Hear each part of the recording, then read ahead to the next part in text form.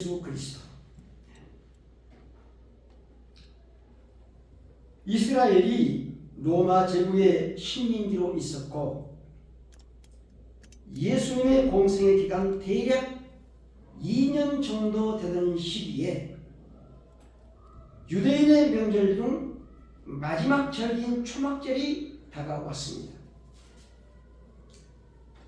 초막절은 장막절이라고도 하고 수장절이라고도 하는데 출애굽기 12장 2절에 보게 되면 우리 하나님께서 이 달로 첫 해가 되게 하고 첫 달이 되게 하라.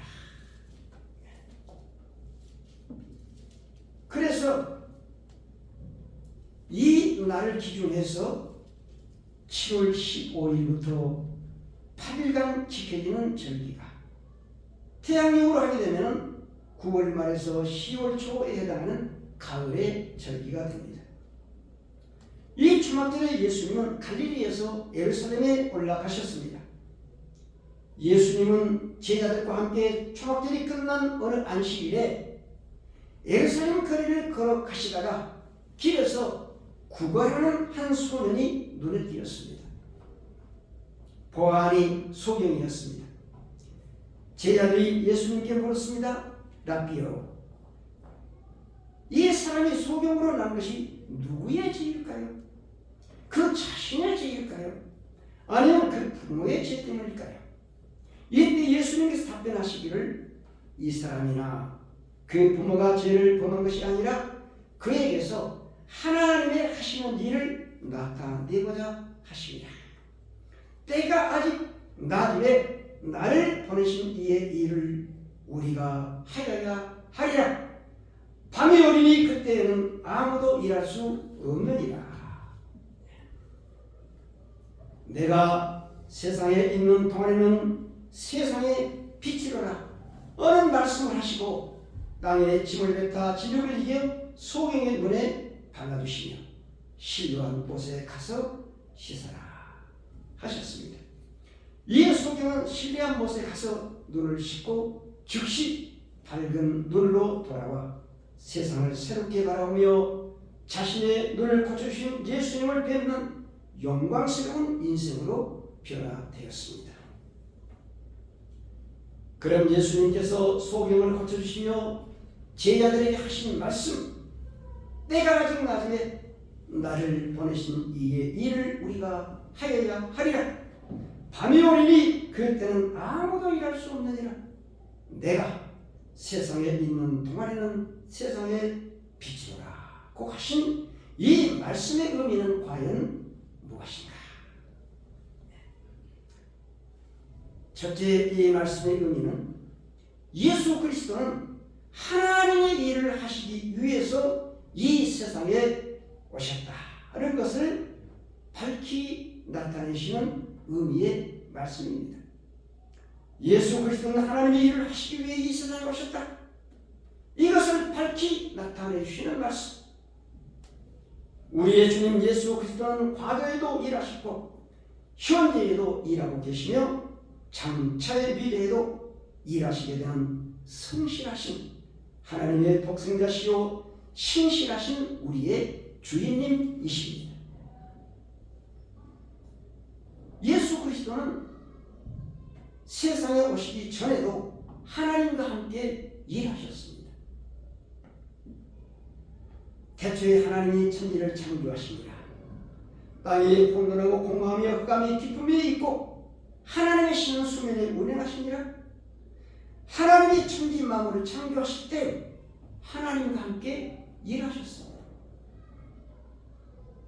창세기 1장 26절에 하나님이 가라사대 우리의 형상을 따라 우리의 모양대로 우리가 사람을 만들고 이때 아무도 없는 가운데 우리 하나님께서는 우리가라고 하는 복수를 쓰십니다. 예수 그리스도는 아담을 창조하실 때도 하나님과 함께 일하셨습니다.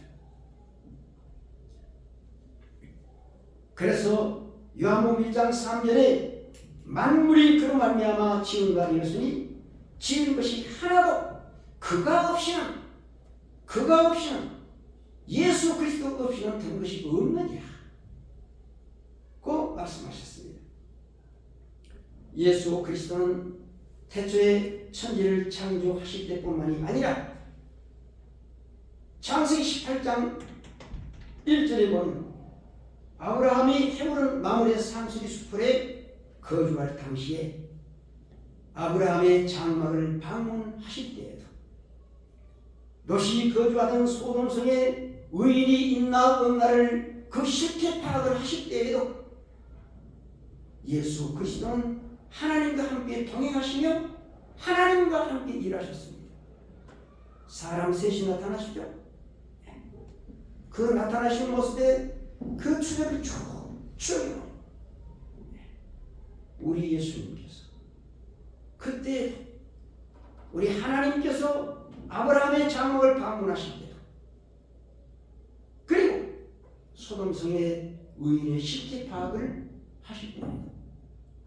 예수 그리스도는 하나님과 함께 동행하시고 함께 일하시는 모습을 밝히고 있습니다.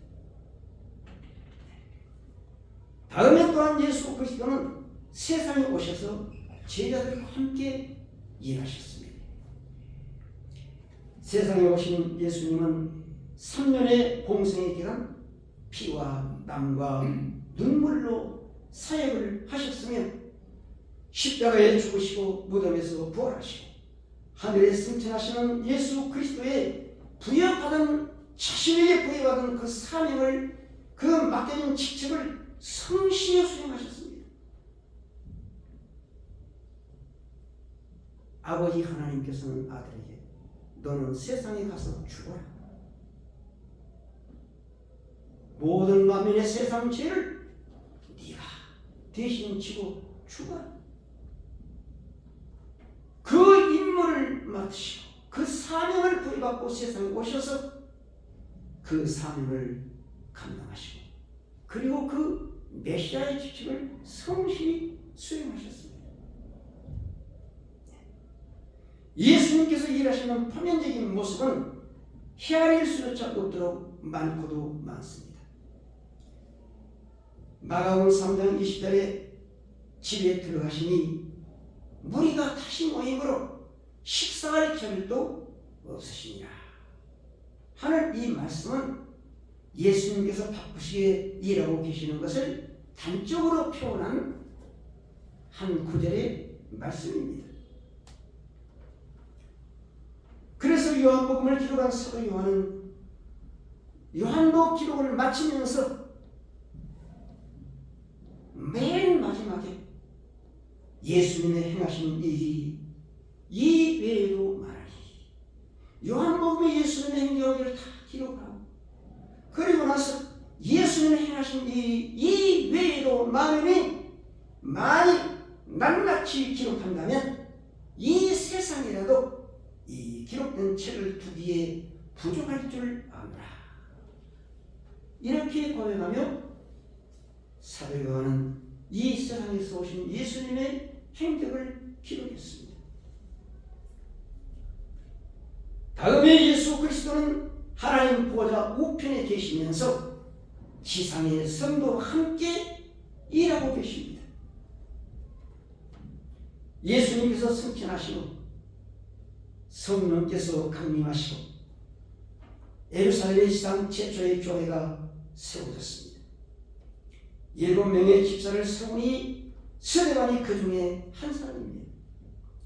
스데반은 예루살렘 성내의 회당에서 복음을 전하다가 그들이 공회에 고소합니다. 공회에 끌려간 스데반은 공회에 있는 백성, 장로, 서기관들 앞에서 성령에 충만하여 설교를 합니다. 스데반의 설교를 듣던 이들은 마음에 찔려 이를 가리며 귀를 막고 소리를 지르면서 스데반을 성 밖으로 끌고 내밀치면서 돌로 쳐 죽였습니다. 스데반은 돌에 맞아 죽어가며 주 예수여 내 영혼을 주께 부탁합니다. 내 영혼을 받으시옵소서. 부르짖어 하늘을 오르르 바라보니 이때 예수님께서 일어나 서 계시는 모습을 바라보았습니다. 예수 믿는 이 성도들이 이 세상에서 일어나 숭배할 때 우리 예수님은 보좌에 앉아 계시다가도 일어서셔서 그 순교하는 스데반의 영혼을 다시 우리가 이 지상에서 일하는 우리의 사랑하는 성도들의 피와 땀과 눈물을 우리 예수님은 받으시며 함께 일하시는 줄 믿으시길 예수님의 이름으로 축복합니다. 아멘.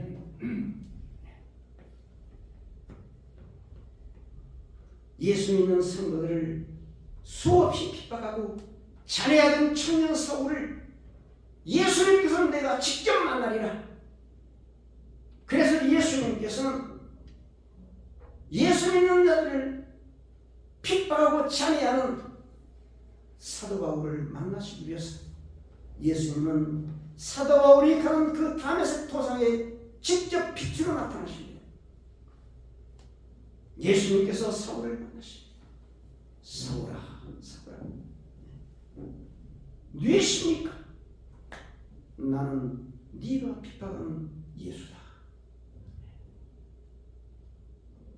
이렇게 예수님께서는 이 땅에서 핍박받고 어려움 당하는 성도들을 위해서 우리 예수님께서는 직접 다메섹 도상에 가셔서 사울을 만나談판하시고 그리고 이 청년 사울을 선교에서도 평생 예수 그리스도만의 복음을 전하는 복음의 전사 바울 사도로 변화시키는 일을 하셨습니다. 아멘. 하나님 보좌 우편에 계시면서도 지상의 성도들과 함께 성실히 일하시는 우리 주님 예수 그리스도의 모습이십니다. 예루살렘 거리에서 부활하던 소년이 예수님을 만나 눈이 열려 세상을 새롭게 바라보며 자신의 눈을 고쳐주신 예수님을 믿고 따르며 섬기는 존귀한 인생의 자리에 오르듯이 우리 모든 인생의 성도는 이 세상 거리에서 세상에 오신 예수 그리스도를 만났습니다. 이 세상 거리에서 이 세상에 오신 예수 그리스도를 만나 영의 눈이 열리게 되었고 하늘의 세계를 바라보는 존귀한 하나님의 자녀가 된 것입니다.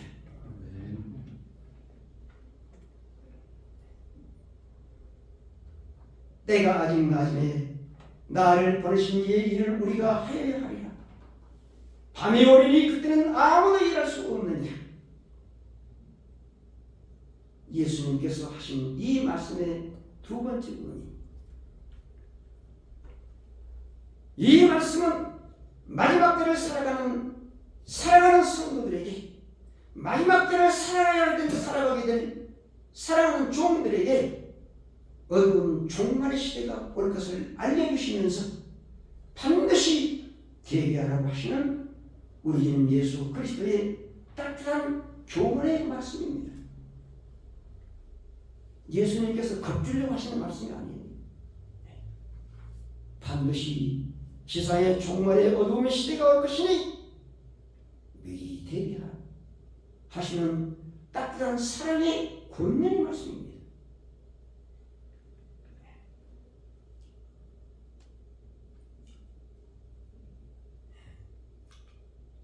아모스 8장 11절에서 12절 말씀 우리 함께 합독해 보시겠습니다. 주 여호와께서 가라사대 보라 날이 이를지라 내가 기근을 땅에 버리리니 안식이 없어 주림이 아니며 물이 없어 가람이 아니요 여호와의 말씀을 듣지 못한 기간이라. 사람이 이 바다에서 저 바다까지 동에서 동까지 비틀거리며 여호와의 말씀을 구하려고 달려 왕래하되 얻지 못하리니. 아멘.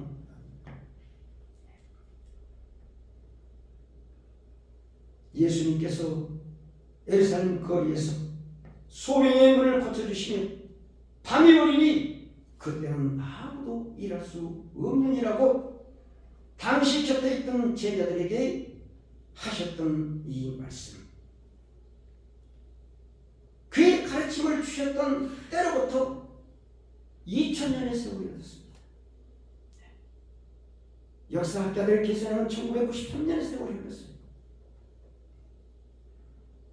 예수님 승천하신 사도시대가 지나고 교보시대를 지나며 중세의 교황시대를 거쳐 근세의 교회와 현대에 이르기까지 많은 변화가 있었습니다. 히브리어 성경이 헬라어로 되고 헬라어 성경이 라틴어로, 라틴어 성경이 영어로, NIV에서 킹제임스로 각 나라 방언으로 많은 발전을 거듭하며 언어적으로 발전하고 시대와 정서와 문화에 걸맞게 성장한 것은 너무나도 분명한 사실입니다. 그러나 신앙의 중심이 문제인 것입니다.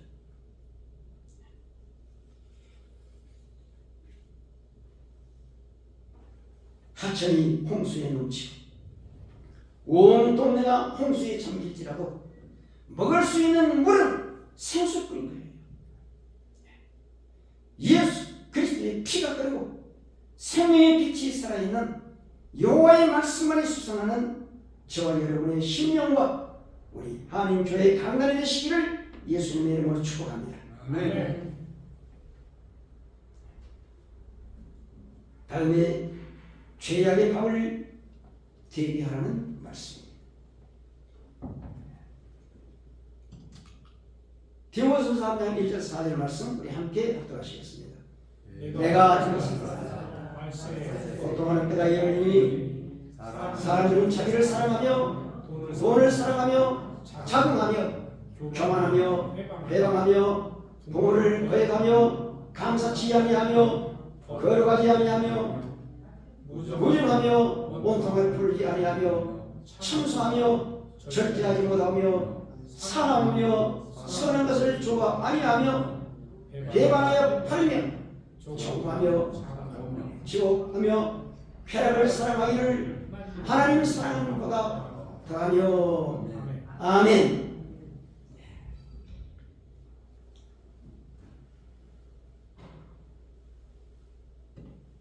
오늘 이 말씀 속에 많은 말씀이 있습니다. 말씀에 고통하는 때가 이르니 이러이러한 강팍한 세대가 될 것이다. 오늘 이 말씀을 하나하나 살펴보면 이 말씀에 고통하는 때, 그래서 히브리서에 몇 번 그 말씀하십니다. 너희가 강팍함을 면하라. 강팍함을 면하라. 오늘 이 말씀 속에 보게 되면 참으로 오늘의 말씀이 우리의 악한 모습을 너무나도 보게 됩니다. 제가 오늘 시간이 강단에서 다 표현할 수 없습니다. 얼마나 악한지, 얼마나 악한지 이 악한 세대,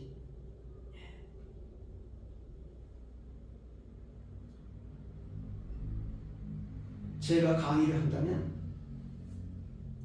다 강의해 볼 수 있어요. 얼마나 악한 세대의 모습. 그러나 오늘의 말씀 보면서 특별히 말씀 속에 주시해야 할 말씀이 있습니다. 돈을 사랑하며, 우리 한번 하시겠습니다. 돈을 사랑하며, 다른 그 이것, 돈을 사랑하며.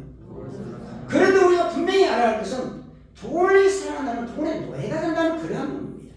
그런데 돈을 번다는 그 자체는 신성한 노예인 겁니다. 돈을 사랑하는 게 아니에요. 열심히 일해서 돈 받는 그 돈 사랑하는 게 아닙니다.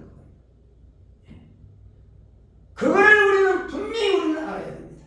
특히 우리의 사랑하는 성도 여러분은 이 말씀이 우리를 반드시 깨달아야 돼요. 왜 그러느냐? 악용하기 때문에 그렇습니다. 이 말씀을 악용합니다. 말씀에 있어 예수님 오실 때가 됐어. 곧 세상 끝날이 됐어. 재산, 그거, 그리고 돈, 이단과 사임이 왜 그들이 그렇게 돈이 많습니까? 분석해 보세요. 저는 자세히 분석해 봤습니다. 왜 이단과 사임이가 그렇게 돈이 많고 통일교 그리고 신천지 그들의 돈이 얼마나 많습니까? 천도가 그리고 사임이 돈이 많은 이유가 있습니다. 그들은 돈을 사랑하지 마라. 오늘 이 말씀 악용합니다. 악용해. 그래서 보세요. 제가 사실요 이 말씀 실제로 들었어요. 한 30년 들었습니다. 강단에서 주께당 예수님 곧 재림하시니 재산 정리하라. 제가 이 말씀 이렇게 들었어요. 은행 돈 못 갚아도 휴가는 끝나. 그 말이 무슨 말입니까? 마음껏 은행에서 한도급 대출 받아 받죠. 휴가하면 끝나. 나 강단했어요. 농담을 하는 말씀 들었어요. 제가 큰 기도, 어마어마한 기도를 수십 많은 목사 장로님 뭔가 그건 지금 어마어마한 돈 많습니다. 사랑하는 여러분, 이 어둠의 시대, 그래서 이 어둠의 시대는 거짓과 진실을 구분할 수가 없어요. 어둡기 때문에. 그래서 도둑놈이 경찰 행세에도 모릅니다. 거짓 승자가 청소년 몰라요. 능력만 나타나면 다 됩니다.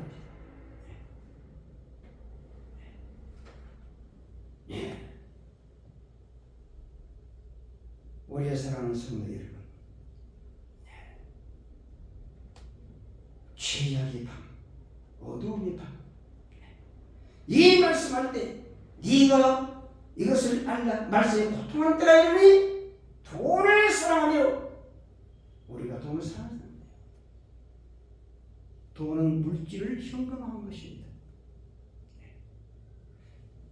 돈이 우리 인생의 목적이 아니에요. 그러나 수단입니다. 목적을 달성하기 위해서는 반드시 수단이 필요한 겁니다. 이 돈은 덕을 베푸는데 필수적입니다.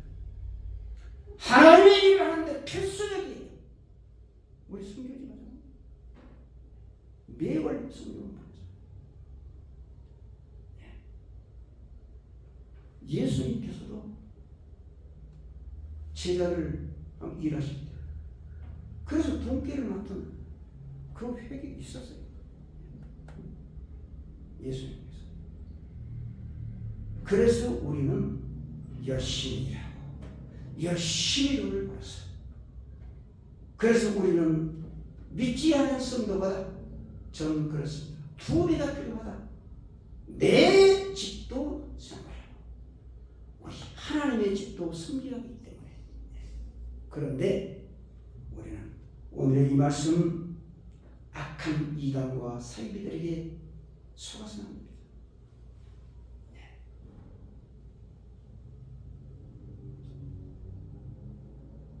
사람의 영혼은 여호와의 등불이라 사람의 깊은 속을 살피느니라. 잠언 20장 27절의 말씀. 그래서 이 어둠의 시대 우리는 뭡니까? 이단, 정통이라고요? 정통이 되고 싶습니다. 이단은 야의 이단이라고 하는 걸 알기 때문에 야에 접근하는 거예요. 사입이 정통의 탈을 쓰고 성도들을 가르치는 이러한 어두움의 시대, 우리는 이단에 속지 말고 그리고 정통의 오름 짓지 않고 오직 뭡니까? 사람의 영혼은 여호와의 등불이라 사람의 깊은 속을 살피느니라. 우리의 양심 속에 하나님의 말씀이 살아있고 하나님의 등불에 살아있을 때 내 양심, 우리는 하나님의 말씀을 비춰보면 우리는 이 어둠의 시대를 판단해가는 것이었습니다. 내 양심에 차지하는 영혼의 등불만이 진리를 구별해 줄 수 있을 것입니다. 또 하나 환란의 밤을 대비해야 할 것입니다. 예수님께서 감람산에 앉으셨을 때 제자들이 주의 임하심과 사탄 끝날의 징조가 어떻습니까? 하고 물었어요. 그런데 예수님께서는 마태복음 24장과 누가복음 21장에 있는 종말의 징조에 관해서 자세하게 강의를 해주셨습니다. 난리와 난리, 민족이 민족을, 나라가 나라를 대적하게 일어나겠고 천체의 괴림과 지진이 있으리니 이 모든 것이 재난의 시작이라 하셨습니다. 그러나 예수님께서는 예수 그리스도의 양된 성도들을 향해서 너희는 삼가 두려워 말라. 이런 일이 있어야 하되 아직 끝은 아니니라. 이단들의 공통적이 뭐냐? 사이비의 공통이 뭐냐? 다 종말론합니다. 그 종말론을 가지고서 같이 손. 우리 마지막 시대에 예수님께서 말씀하십니다. 특별히 말씀하십니다. 그리스도가 여기 있다. 저기 있다. 해도 속지 마라. 속지 마라. 양의 탈을 써. 그리고 거짓 선지자를 조심하라. 당부하셨습니다.